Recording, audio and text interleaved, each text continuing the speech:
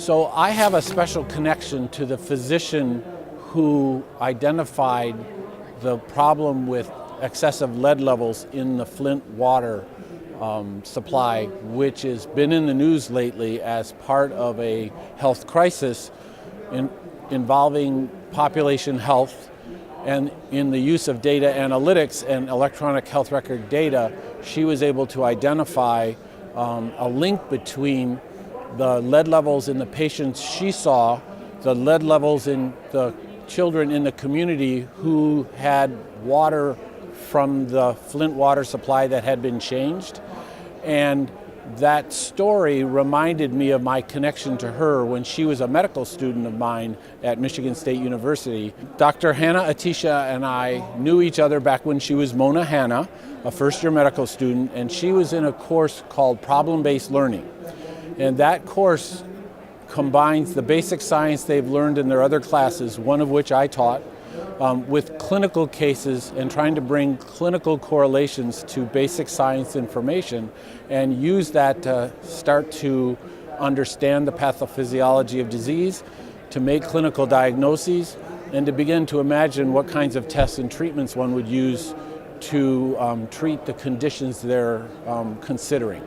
The nice thing about information technology is that it has the ability through data gathering and analysis to be able to discover problems that exist that may not be apparent. Sometimes those discoveries can be uncomfortable and even painful. Sometimes they can be politically charged.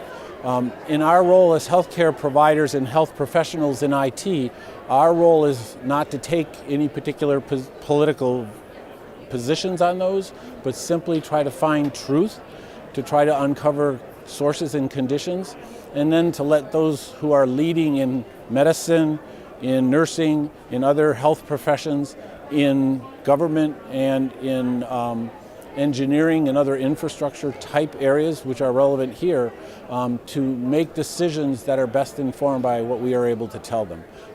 I know this has been politically charged. I know this has reached national scale with regard to awareness. This has become a contagious message, if you will, one where people are sharing because they care.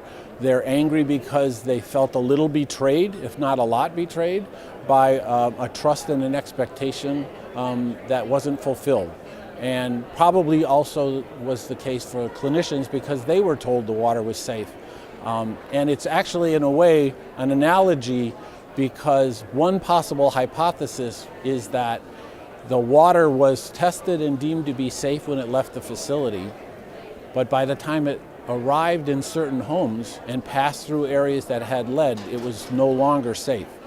There's a lesson for that actually in information technology too, because when we test IT, it's important for us to test our technology from end to end, because if we make sure it works but not all the way to the level of the provider and the patient, we too may be at risk for unsafe health IT and unintended consequences.